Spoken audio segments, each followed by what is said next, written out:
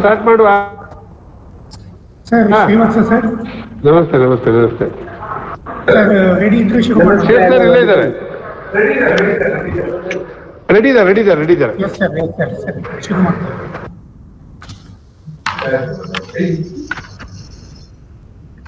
Namaste all. Om Shri Manjunathaya Namaha. Om Dhanvantare Namaha. I, Dr. Tejasvi Naik, wish a pleasant evening to all the dignitaries of Charaka Sambhasha session 23 on Santarpani Adhyaya, organized by Shreevathsa Manjunatheshwara Ayurveda College, Udupi, in association with the Department of Ayush, Government of Karnataka, Vishwa Ayurveda Parishad Karnataka, and Government Ayurveda Research Center, Mysore. I take the pleasure of welcoming our beloved principal, Dr. Mamata KV, for gracing this occasion. Hearty welcome to Dr. Lakshmi Narayan Shanai Sir, Assistant Director, Government Ayurveda Research Center, Mysore. Welcome, sir. A warm welcome to today's guest speaker, Dr. Shreevathsa, Professor and Head, Department of PG Studies in Ayurveda Samhita Siddhanta, Government Ayurveda Medical College, Mysuru. Welcome, sir. Thank you.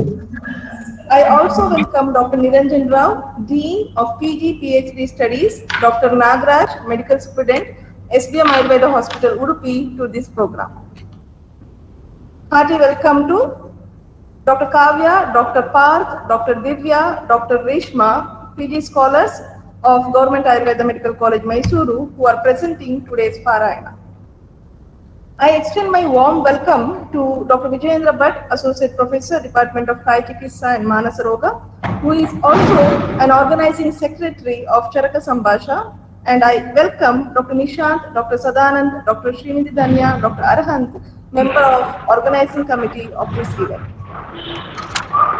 I welcome members and officials of Department of Ayush, Government of Karnataka, Vishwa Ayurveda Parishad, Karnataka on this occasion, and also to all the audience of Charaka Sambhasha session 23rd.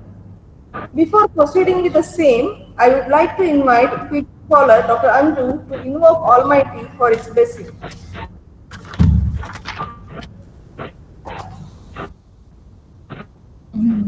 Girisha Surapujita Kamavairin Gaurisha Shankara Maheshwara Vishwaheto Shambhu Girisha Surapujita Kamavairin Gaurisha Shankara Maheshwara Vishwaheto Dainastalesha Sakalesha Dayapayogi Shri Manjunathnikara Guru Mangalam Shri Dainastalesha Sakalesha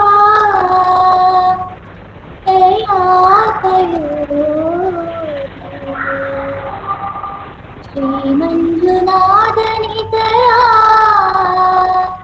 Guru Mangalam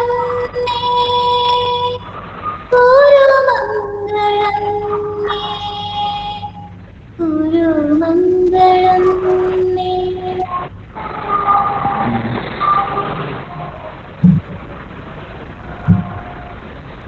Now, I would like to give a brief introduction of today's eminent speaker, Dr. Shreevathsa sir.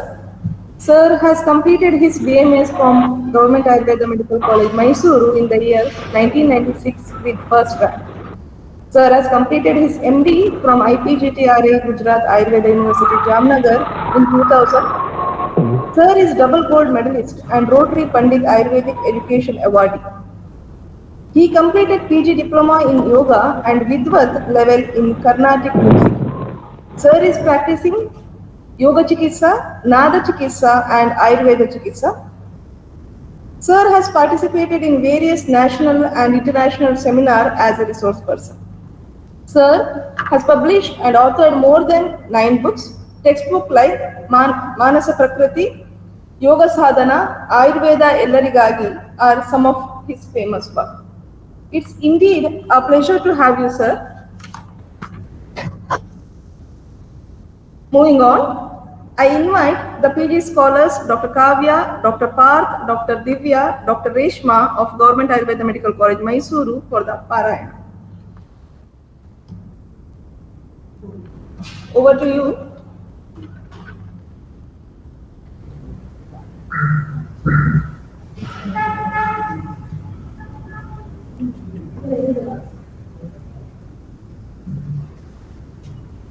त्रयोविंशोऽध्यायः अथातः सन्तर्पणीयमध्यायं व्याख्यास्यामः इति अस्माः भगवान् आत्रेयः सन्तर्पयति स्निग्धैः मधुरैः गुरुपिच्छिलैः नवान्नैर्नवमध्यैश्च मांसैश्चानूपवारिजैः घोरसैर्गौरिकैश्चान्नैः पैष्टिकैश्चातिमात्रशः शेषाद्वेषी वा स्वप्न शय्यासनसुखे रतः रोगास्तस्योपजायन्ते सन्तर्पणनिमित्तजाः प्रमेहपीडकाकोट कण्डुपाण्वामयज्वराः कुष्ठान्यामप्रदोषाश्च मूत्रकृच्छमरोचकः तन्त्राक्लैब्यमधिस्थौल्यम् आलस्य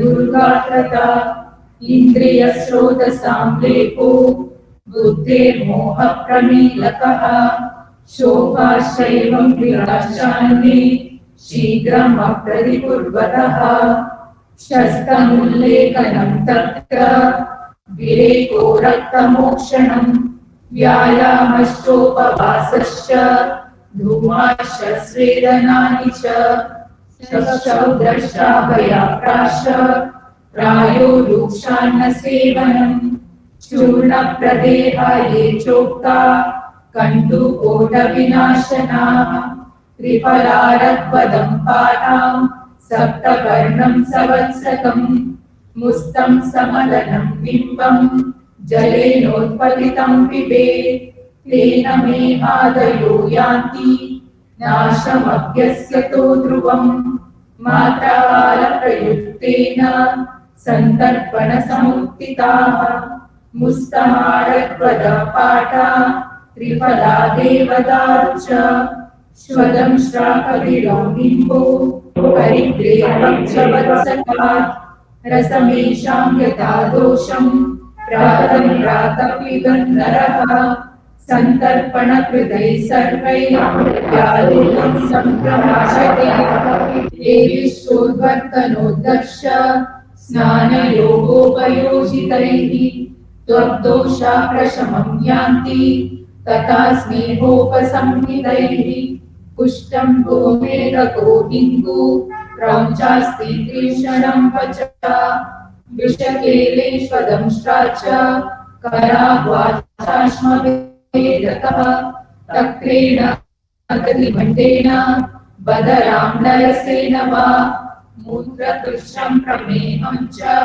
पीतमेतद्व्यपोहति तत्राभया प्रयोगैश्च त्रिफलायासथैव च अरिष्टानां प्रयोगैश्च यान्ति मेहादयः शमम् त्रिषणं त्रिफलाक्षौत्रं त्रिनेत्रम् अजमोदकः मन्तोऽयं सप्तवस्तैलं हितो लोहोदकाप्लुतः द्योषं विडङ्गं शिग्रूणि त्रिफलां कटुलोहिणी बृहत्यौ द्वे हरिद्रे द्वे पाठामतिविशां स्थिरां हिङ्गुके पूगमूलानि यवानि धान्यचित्रकान् सौवर्चलमजाजिञ्च वपुषां चेति चूर्णयेत् चूर्णतैलधृतः शौद्र भागासुर्मानतः समा सप्तूनां षोडश गुणो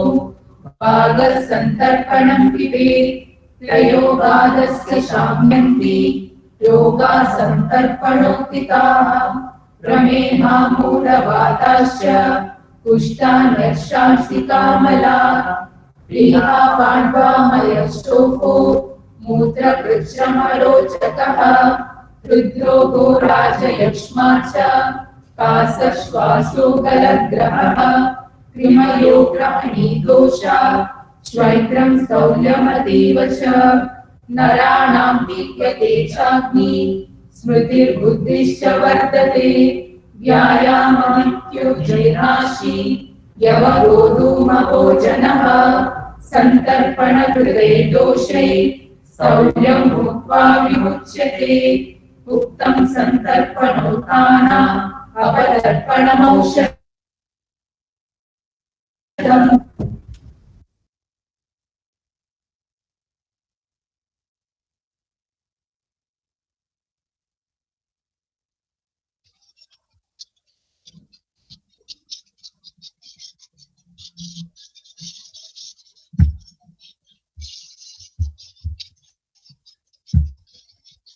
Namaste. Today let us have a look of the chapter Santarpaniyam Adhyayam. Commonly, when we look into the practice of studying Samhita, practice of studying Ayurveda, we come across with these important methods. When we start studying Charaka Samhita, the first common method, what is evident everywhere, is this one: studying Charaka Samhita itself, studying Charaka Samhita independently. This is one method in which, without considering the support of anything else, we are in Charaka Samhita independently. That is one style. In the second style, we focus on Vyakhyas available on Charaka Samhita, like Ayurveda Deepika, Jalpakalpataru, and so on, to understand the concepts of Ayurveda. This is the second style, what commonly we follow, or what commonly we come across throughout the world. The third method to understand Charaka Samhita is this one: studying other Samhitas for appropriate understanding of Charaka Samhita. There are few levels, there are few contexts in which we might not be able to understand the concepts of Charaka Samhita. Then we take the support of other Samhitas like Sushruta Samhita, Astanga-hridayam, Ashtanga Sangraham, and all, and we try to understand the concepts of Charaka Samhita. This is third style. The fourth style is studying with help of current medical systems. It might be physiology, or it might be pathology, or it might be medicine. Taking the support of all these medical systems, taking support of all these subjects of current medical system, we try to understand the concepts of Charaka Samhita. This is the fourth style, what commonly we come across with. The fifth one is studying through traditions. There are many practices which are existing at different places, and with the help of those traditions, we try to study Charaka Samhita. So commonly we come across with these 5 important methods, or these 5 important practices in practice. I don't want to say which one is ideal one, or which one is the best one, or what are the plus and minus of these systems and all. It is not my duty to talk about all those issues. But what I feel that I want to share here, practices for practice will be this one: reading and studying Charaka Samhita through the techniques stated in Charaka Samhita itself. It might be the concept of Tantrayukti, it might be the concept of Chaturshika system, it might be the concept of Sthana, it might be the concept of Prashnashtaka, it might be the concept of Vadamarga, and so on. There are so many techniques which are proposed in Charaka Samhita itself for appropriate understanding of Charaka Samhita. So that would be very ideal to understand Charaka Samhita itself, because the key to understand Charaka Samhita has been provided in Charaka Samhita itself. So when we use those keys to open the lock of Charaka Samhita, then it will be easy for us to open it. Second one, as we know, Ayurveda, it is a tradition belonging to Vedic system, To know Vedas properly, to study Vedas properly, our ancestors proposed the concept of a Vedanga. There are 6 Vedangas, as we all know, which starts with Shiksha, Chandas, Vyakarana, Nirukta, Kalpa, and Jyotisha. So all these 6 Vedangas, they help to understand different concepts of Ayurveda or all concepts of Ayurveda. Charaka Samhita is also not an exception because Charaka Samhita is the major text which explains Ayurveda comprehensively. Automatically, to understand and to know the concepts of Ayurveda properly, if we incorporate Vedangas judiciously, then certainly we will be able to understand the concepts of Charaka Samhita very properly. Today,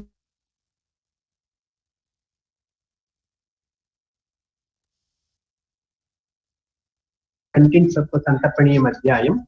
So wherever, whatever will be applicable, so those methods I'll just highlight. It's like highlighting way of a presentation. It is not in-depth way of presentation. Because this, I'm highlighting the important concepts with application of the chapter Santarpaniyam Adhyayam. Till now, we come to know about the recitation of Santarpaniyam Adhyayam up to the process of the Santarpana. Before moving further, let me give the background of Chatushka, which is very important to understand Sutrasthana, because Charaka Samhita Sutrasthana has been designed exclusively based on the concept of Chatushka. So then only we will be able to understand Santarpaniyam Adhyayam properly. Otherwise, we think that the Santarpaniyam Adhyayam talking about actions given in Santarpaniyam Adhyayam are reflecting thoughts. Just to know, we should know what this Chatushka system which is followed in Charaka Samhita and how these Chatushkas are linked with the different sthanas of Charaka Samhita. So here one logical point I am presenting in front of you. As we all know, there are 7 Chatushkas with the last 2 Sangrahadvaya in Sutrasthana, amongst which Santarpaniyam Adhyayam falls under the 6th Chatushka, which is known as Yojana Chatushka. So it is between Roga Chatushka as well as Annapana Chatushka. This is something special, this is something unique which we are supposed to know. After knowing about Roga comprehensive management for Roga, rather than treatment, it's better to use the word management here. So how to manage the Vyadhi, that has to be known. This always depends on Yukti. This is very beautifully mentioned again in Charaka Samhita. Yuktis to Yojana. What is Yojana? The question will come to our mind. So that is defined very beautifully. Yukti as well as Yojana, they are defined in the context of Paradiguna as Yuktis to Yojana. So this, I want to make a point here, keep in our mind. Need not necessary to find out for the term Yojana somewhere else, because the term Yojana has been used in Charaka Samhita. Then it has to be defined there itself, and we should get the description about Yojana there itself. So that's what I want to communicate here. So Yojana has been said a component for Yukti. The whole Yojana Chatushka has been designed based on Yukti. This is what we are supposed to plan management. Management is always dependent on Annapana. So Ayurveda always speaks, it is talking about the dietetic management too. So we should know about dietetic management of various diseases. That's why in extension of the same, after logical and judicial administration of management, there should be incorporation of dietetic principles which are explained in Annapana Chatushka. So this is how all these Chatushkas are linked with each other. I will not go to the previous Chatushkas because that's already over. But I want to show the link between Chatushka as well as the Sthana, which is very important for better understanding of Yojana Chatushka as well as the Santarpaniyam Adhyayam today. The first Chatushka, Bheshya Chatushka, certainly is a first step to know Chikitsa Sthana properly. The second, Swastha Chatushka, is very essential to know Chikitsa Sthana as well as the Sharira Sthana properly. The third Chatushka, Nirdesha Chatushka, is a mandatory component to know Nidana Sthana, Indriya Sthana as well as Vimana Sthana. The fourth, Kalpana Chatushka, is compulsory one for appropriate understanding of Kalpasthana, Siddhisthana as well as Chikitsa Sthana. The Roga Chatushka should be known properly for better understanding of Nidana Sthana as well as Chikitsa Sthana. Yojana Chatushka gives birth to Chikitsa Sthana as well as Vimana Sthana. So it is an extension for Chikitsa Sthana as well as Vimana Sthana. I mean to say in a reverse way, it is the seed for Chikitsa Sthana as well as Vimana Sthana. Annapana Chatushka is the seed for Chikitsa Sthana, whereas Sangrahadvaya, the two last chapters of Sutrasthana, they are integral part of all the sthanas of Charaka Samhita. So here what I mean to say is Yojana Chatushka is the seed for Chikitsa Sthana as well as Vimana Sthana significantly. So that's why for better appropriate understanding of Chikitsa Sthana as well as Vimana Sthana, we should know what Yojana Sthana speaks about. This Yojana Sthana is main, Yojana Chatushka is having mainly 4 important chapters, amongst which the 2 chapters have been completed already. Today we are moving towards the concept of the Samtarpaniyam, in which we get the description about the concept of Samtarpana as well as Apatarpana comprehensively. Before moving further, as I already mentioned, we should try to understand the technical terminology from the point of Nirukta as well as the Vyakarana. If we know the terminologies based on the principles of Nirukta and Vyakarana, then we will be able to understand the application very appropriately. When we look into the principles of Nirukta and Vyakarana, all the technical terminologies of Ayurveda are always presenting with 3 meanings. We call them as Adhibhutartha, Adhyatmartha, as well as Adhidaivartha. Let me clarify this again. Every technical terminology of Ayurveda possesses 3 important opinions based on medical Sanskrit. I want to call it as, rather than medical Sanskrit, Ayurveda Sanskrit. So for every term there will be 1 meaning from the point of Adhibhuta. There will be 1 meaning from the point of Adhyatma. There will be 1 meaning from the point of Adhidaiva. So when we apply this rule for the concept of a Santarpaniya, for the term Santarpana and Santarpaniya, the meaning will be like this. We can derive the meanings like this. The Adhibhutartha of Santarpaniyam is satisfaction and pleasure. The Adhyatmartha of the word Santarpaniyam is that which is the fuel for sacred fire.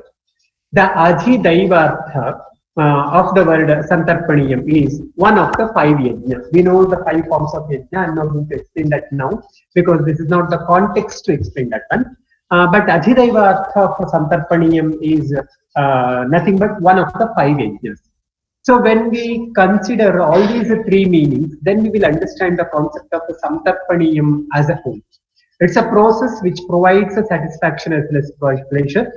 It is nothing but it's a fuel for sacred fire, and it is one amongst 5 yajnas. So by following these 3 meanings, the concept of the Samtarpana can be understood very appropriately. We will get again the different versions of Santarpana later. So at this juncture, I just want to highlight what Samtarpaniyam is. So this is how the chapter narration has been started here. In the previous chapter, we got the description regarding 6 upakramas which are targeting towards 3 doshas. But dhatus also play major role in the manifestation of the disease. The condition and the status of dhatu should always be kept in mind, which is very important. No doubt, Santarpana Upakrama, Apatarpana Upakrama are also indirectly targeting doshas, but directly they are targeting dhatu, which is very evident in the definition itself. So the word Samtarpana itself is pointing towards its action towards dhatu, which we should keep in our mind. That's very important. Dosha-based management principles are explained in the previous chapter. Now the dhatu-based management principle has been explained. So that is going to be achieved, that is going to be attained through the mode of upachaya, which is nothing but the process of tarpana. Tarpana and upachaya, many times we make use of, we consider them as synonymous. Upachaya will be the outcome, whereas tarpana is nothing but the process. Okay, so here the whole chapter has been designed based on this principle, which we should keep in our mind. So with this background, let us try to understand the shlokas which are recited till now very superficially, as I already said. How the process of samtarpana has to be achieved, that is explained here very beautifully. Samtarpana is going to do the action, that is samtarpayati. It's very direct. So it provides the optimum level of nutrients required for different dhatus present in the body. This word tarpana is a very significant one which we are supposed to know. Here the word, the upasarga, which is some, which has been used, it is used in two forms. One, it is giving direction, how the santarpana has to be done. It should be done judiciously to show that the upasarga sum has been used. Second thing, it is talking about the outcome also. Siddhi Lakshana or Yoga Lakshana, Samyak Yoga Lakshana. So, if Tarpana is done properly, what's going to happen? That is also indicated by the Upasarga sum here.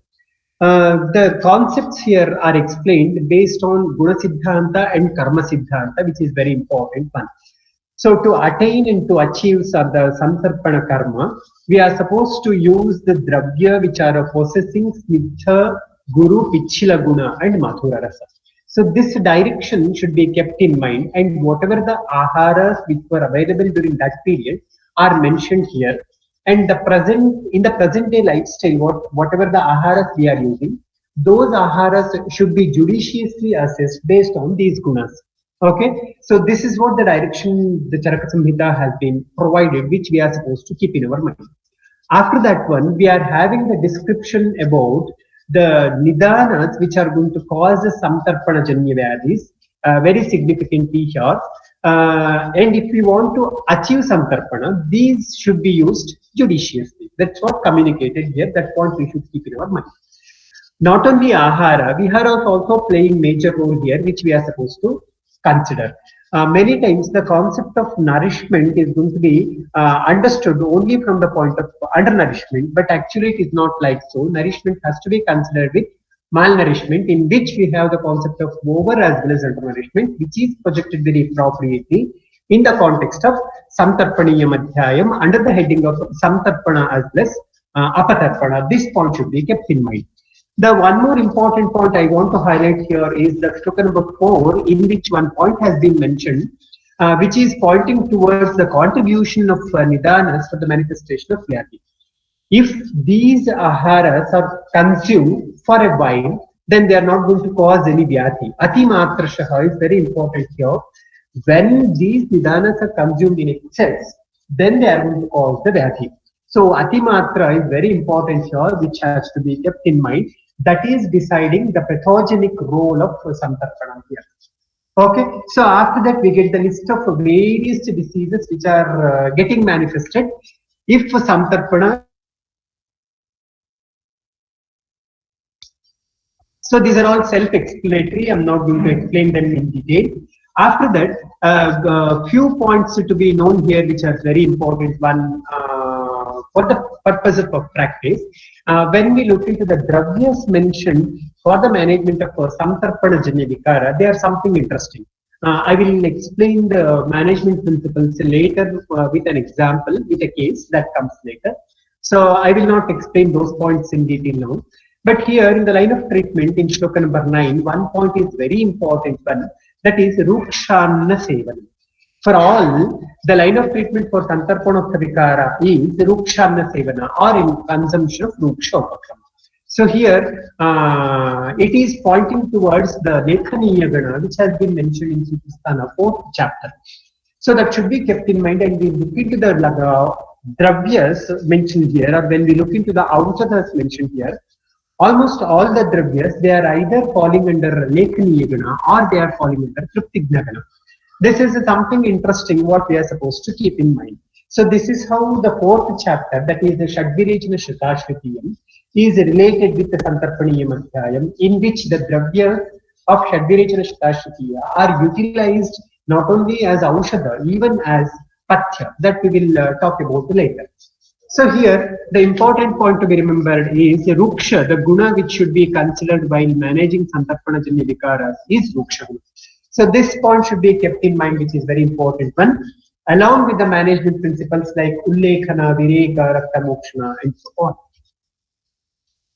After that, Few guidelines have been mentioned here in shloka number 11, which should be kept in mind. That is matra kala prayuktena.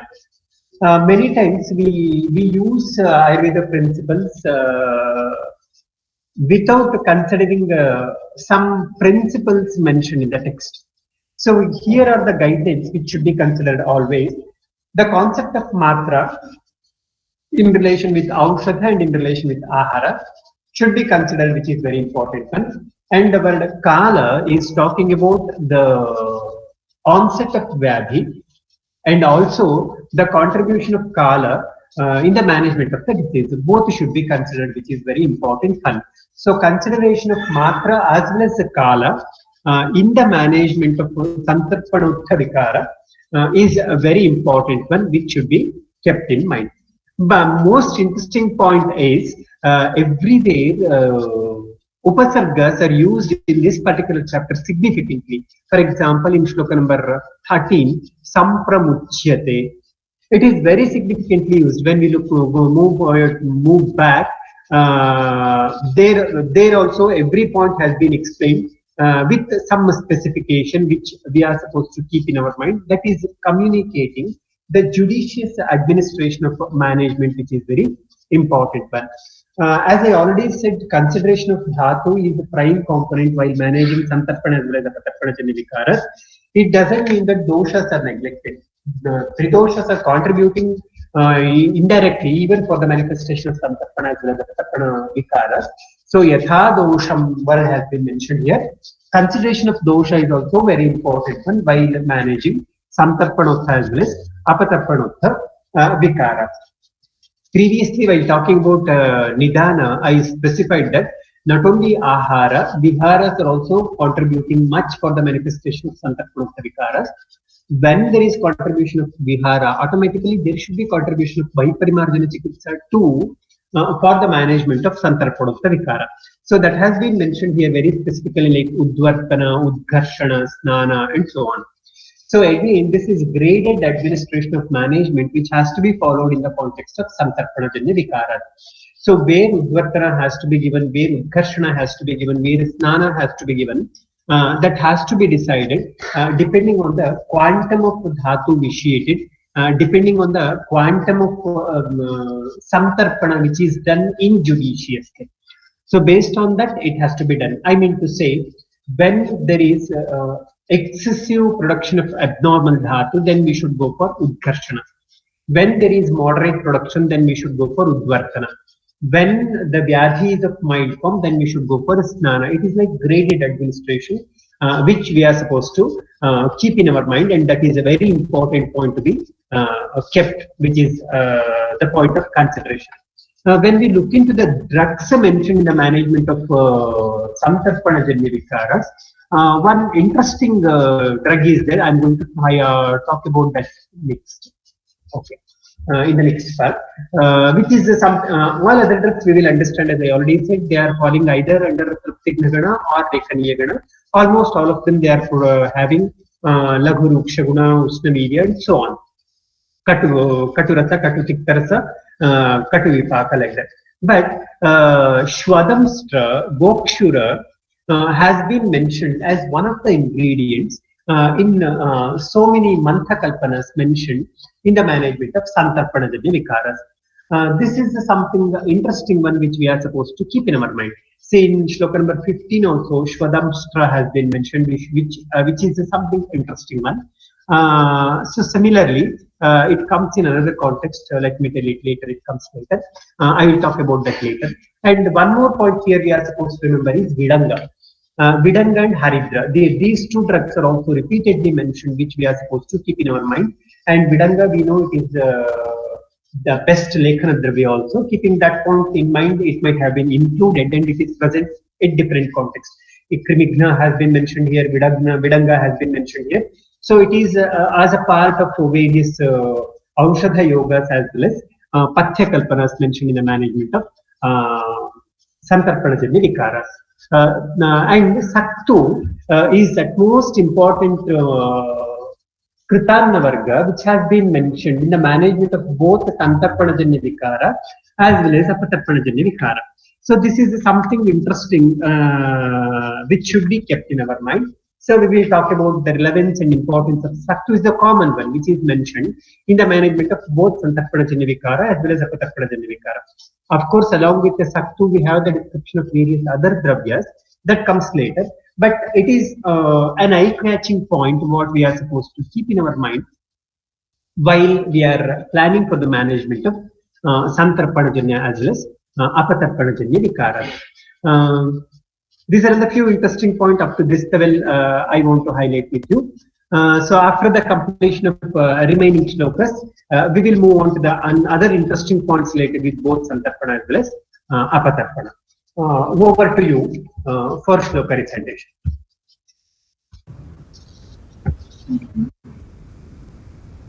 Bhakshyante saushadashurva apatarpanajagadaha देहाभीकरवर्णोजा शुक्रमांसपरिश्रयः ज्वरकाशमनुबन्धश्च पार्श्वशुक्लमरोचकः श्रोत्रदौर्बल्यमुन्मादः प्रलापोदयव्यथा विमुद्रसन्धरशूलम् जङ्गोत्कृतसंशयम् गर्भासितन्दिव्यश्च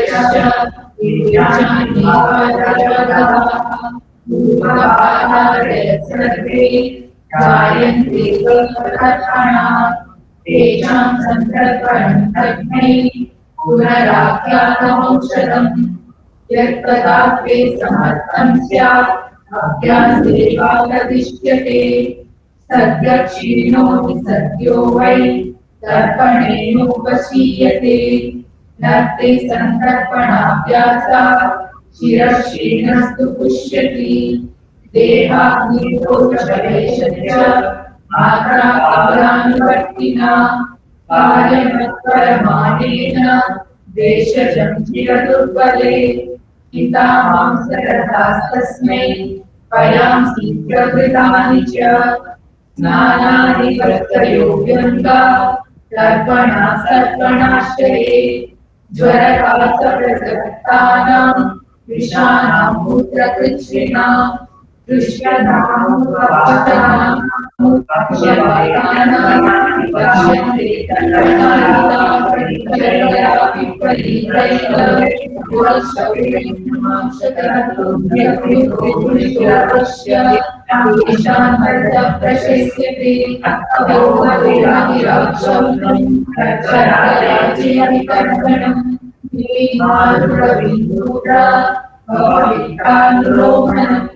पाणिनं प्रत्तवसर्पी प्रतिमन्त्रोग्रकाञ्चिकं तर्पणं मूत्रकृच्छ्रग्नम् उदावर्तहरं पिबेत् मन्तकर्षूरमुद्वीका दीक्षां लाम्नीकदाटिमैः प्रदुष्यैः सामलकैः युक्तो मद्यपिकालः स्वादुरो जलकृतः सस्नेहो रुक्ष एव वा सद्यसन्तर्पणो मन्दः स्थैर्यवर्णबलप्रदः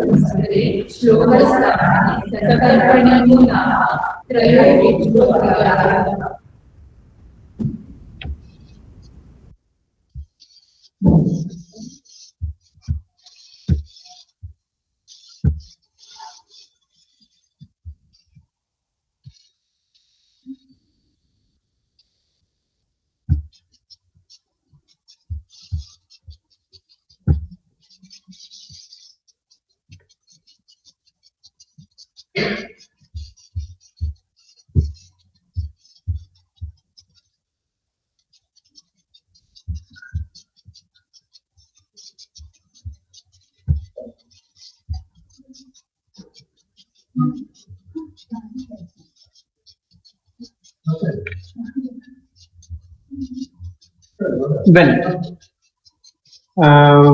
we come to know about the concept of Santarpana Few points from the views of Chakrapani I have just mentioned. I will not go through that in detail. We will come to the point of apatarpana now. The word apatarpana is having again the upasarga apa here. When this upasarga apa is linked with verb, it is communicating some different meaning. When this upasarga apa is linked with noun, then it is going to communicate different meaning. So we should know this point, which is very important one, because many times we use upasargas either with noun or with verb. It is communicating different meanings. We should keep that point in mind. So if apa is used with verb, it is communicating these meanings. It is communicating the meaning away from, for example, apanayasi. It is communicating the meaning deterioration, for example, when it is used with apakaroti. It is communicating the meaning opposition when it is used as apakarshati. It is communicating the meaning exclusion when it is used as apavahati. See, the upasarga is the same, but it is communicating different meanings like away from, deterioration, opposition, exclusion, and all. So this point should be kept in mind while apa is used as upasarga along with verb. When it is used with noun, it is communicating some other interesting meaning which we are supposed to keep in our mind. One is away from, for example, in the context of apaloka. It is communicating the meaning without when it is used as apaharehe. It is communicating the meaning exception when it is used as apatrigartha. So like this, when apa is used as prefix, then these points should be kept in mind, which is very important one. Then only we will be able to understand the meaning of apatarpana very appropriately. So now onwards, we are getting interesting points related with the concept of apatarpana in the same context, which are very important one.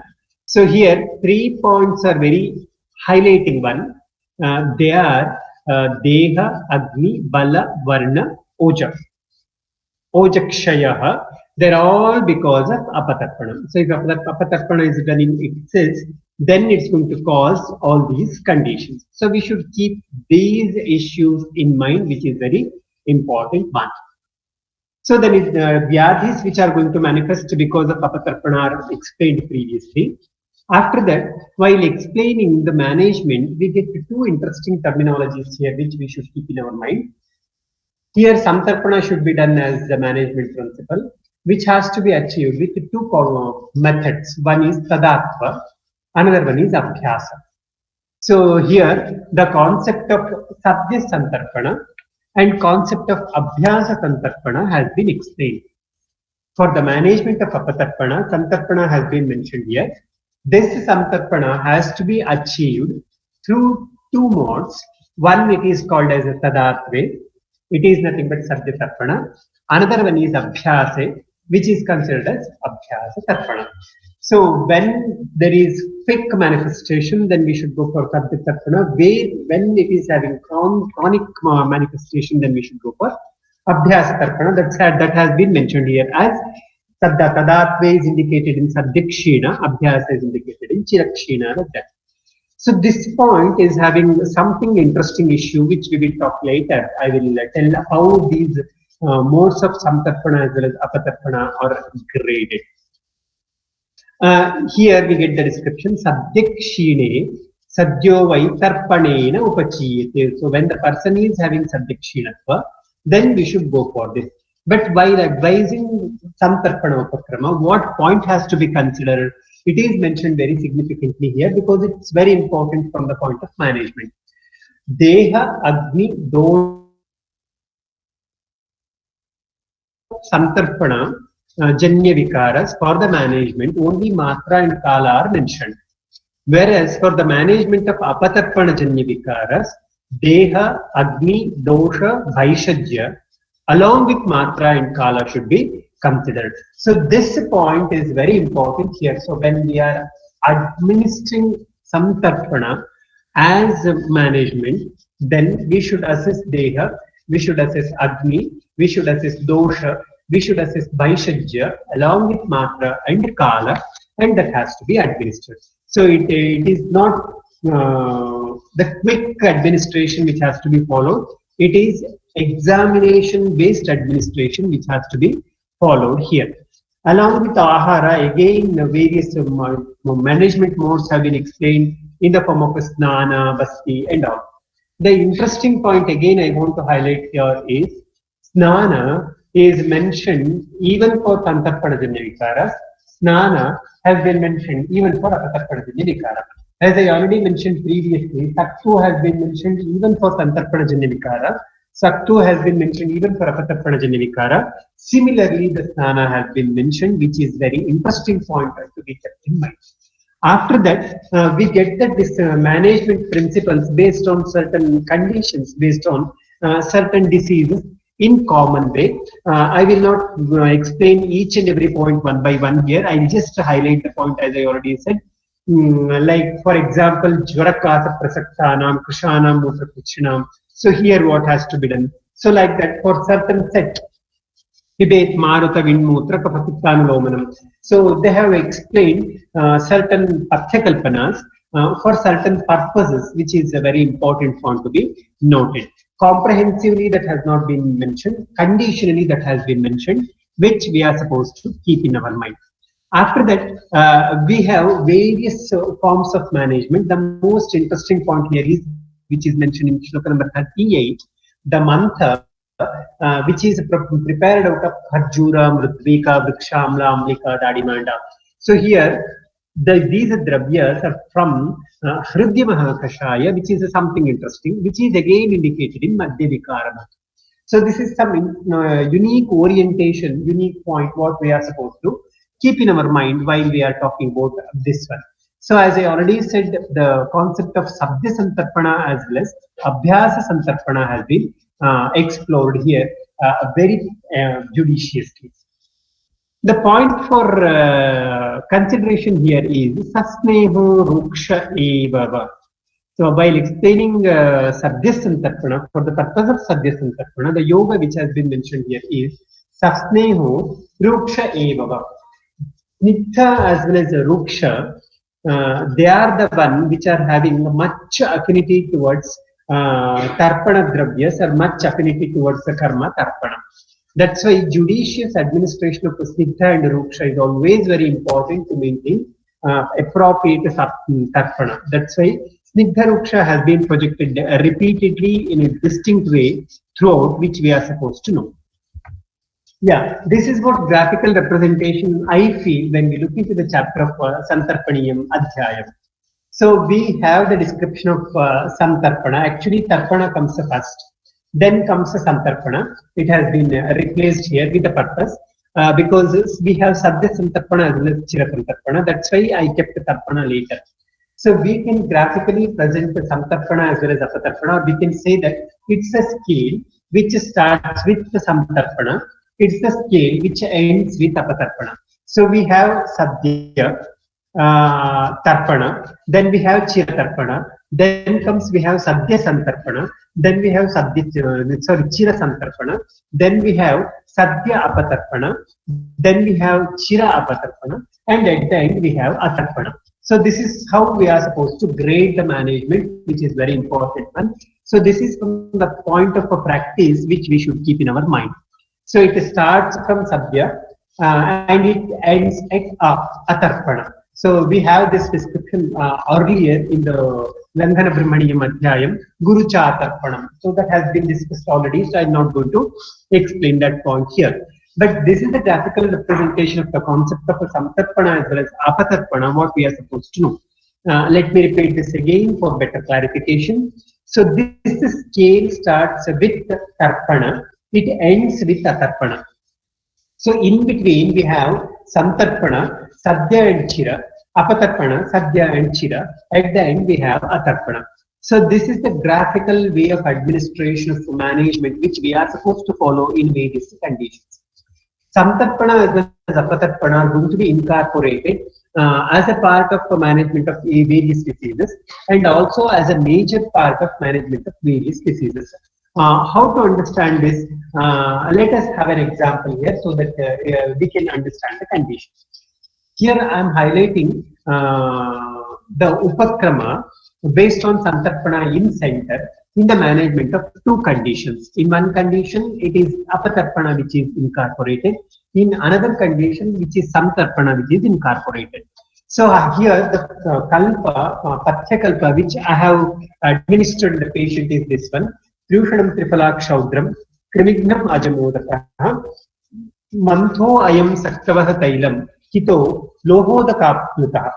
So when we look into the ingredients of this pathya kalpana, this mantha kalpana or this saktu kalpana, they are having a specific karma which are required, like Trikatu is more of Dipana, Tripala is more of Analomana, Kshaudra is more of Yogavahi, Krimigna, that is Vedanga, is more of Lekhana, Achamoda, which is more of Pachana, whereas Saktu, which is more of Rukshana, Taila, it is a Sthirikarana as well as Balavardhana, whereas Lohodaka, it is having Istagandha, it is to provide Istagandha for that particular Pathyakarna.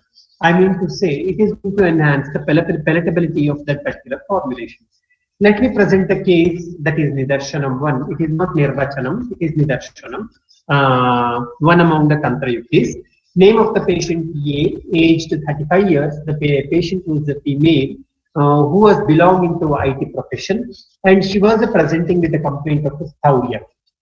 That was the significant presentation by her. And here, after looking into the description of her lifestyle and all, everything was contributing towards samtarpaka nidanas. So the plan was chirapatarpana, as I already said.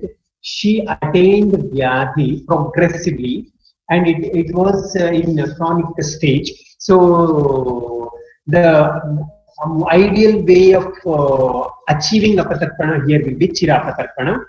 So considering the condition of the patient, chirapatarpana was the plan. So that chirapatarpana was judiciously administered in this way based on the description given in the chapter Santarpani Madhyayam.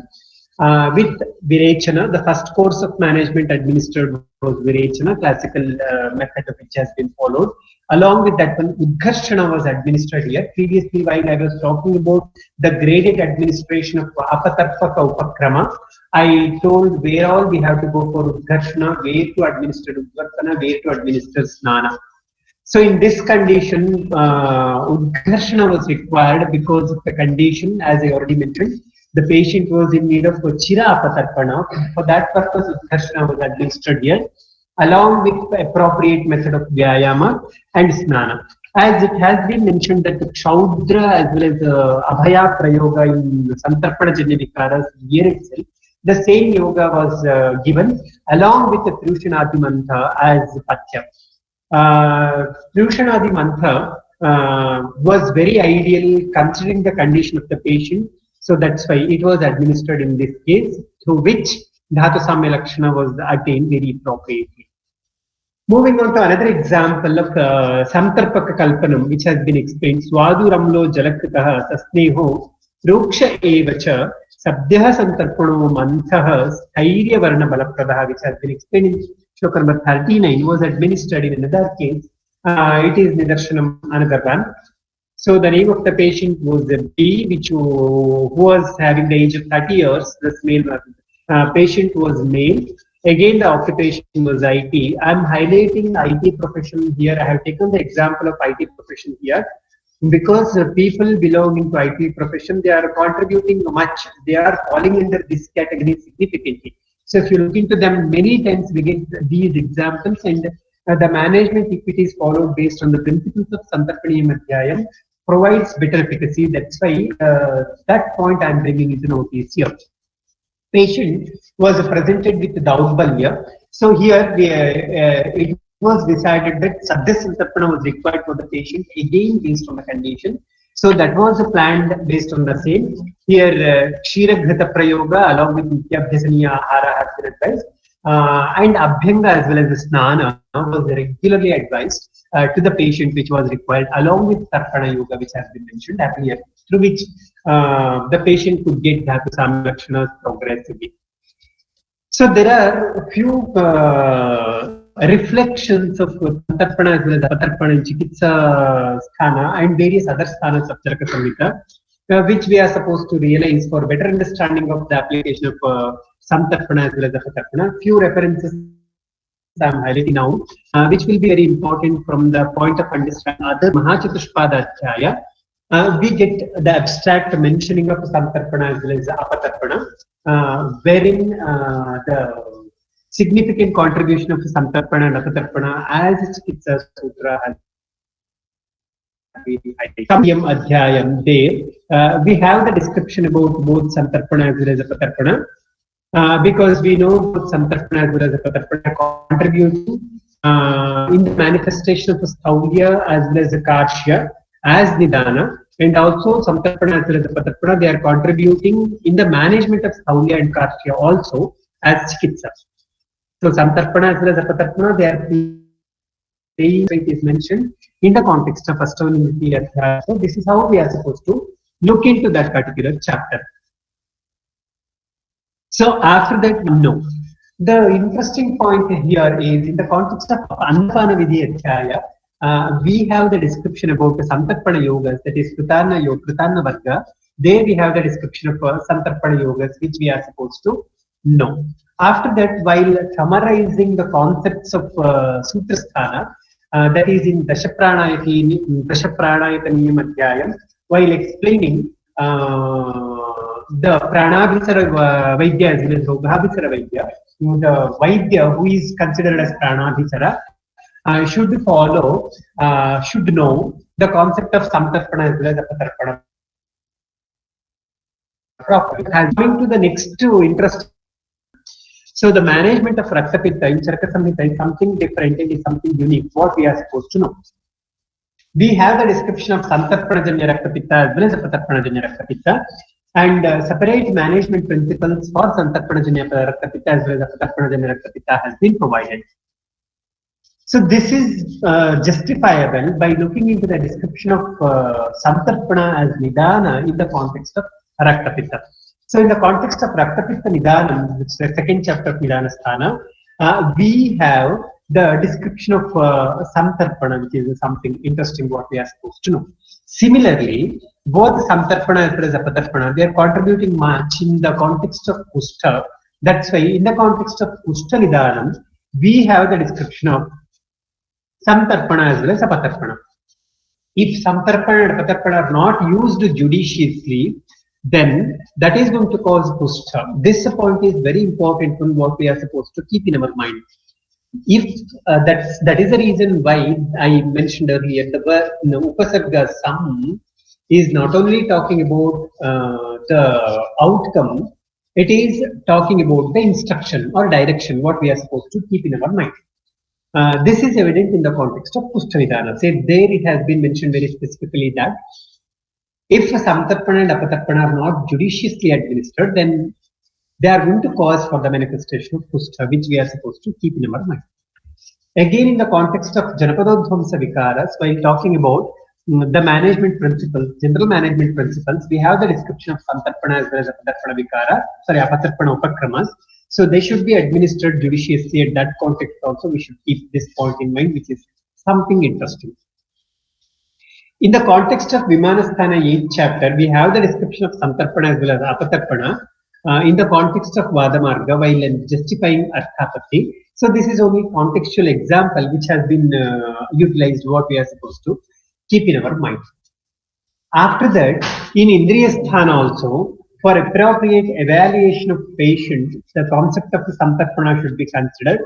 So this is also some contextual reference which is mentioned in Indriyasthana. This point I already mentioned, again I am highlighting in the context of Raktapitta Chikitsitam. Separate management principles have been mentioned for Samtarpanajanya as well as Apatarpanajanya Vikara, Apatarpanajanya Raktapitta, which should be kept in mind. I mean to say, when the condition of Raktapitta is coming into picture, so the concept of Samtarpana as well as Apatarpana should be kept in mind, and that has to be evaluated. Similarly, the application of the Samtarpana as well as Apatarpana is reflected to the highest extent in the management of Prameya Chikitsa. So both the Samtarpana as well as Apatarpana are used as modes of management in the in Prameya. So we should keep in this point in mind. We have the judicious administration of Santarpana also in the context of Prameha. We have the description of judicial administration of Apatarpana also in the context of Prameha Chikitsikam. So in the context of Prameha, the utmost application of the Santarpaniyam Adhyayam is available, and we should utilize Santarpaniyam very appropriately there. So it is mentioned in different contexts of Prameha. I'm just highlighting, as I already stated, so that narrative point comes later. So here, Santarpana is significantly mentioned in the context Sukharthibhi. So this is a very important reference which is available in Kshatakshina. So Santarpana Upakrama is the first line of management in Kshatakshina, which we are supposed to keep in our mind. So this has to be looked into from the point of Kshatakshina Nidana Samprapti, which is very important one. So after that, we have the description about the Santarpana in the context of Vatavayati. So depending on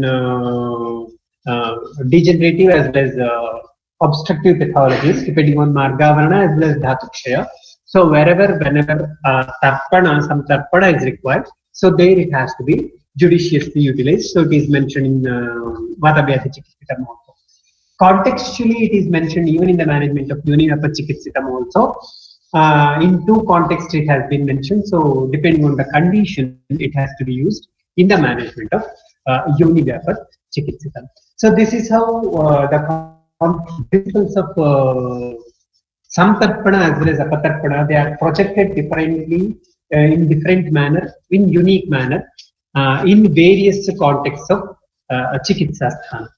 This is how we can understand the concept of Samtarpaniyam Adhyayam very superficially. As I already said, this is only a superficial look into the chapter, keeping the views of understanding Charaka Samhita in mind, keeping the methods to be incorporated for understanding Charaka Samhita in mind.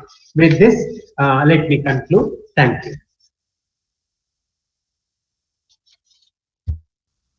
Any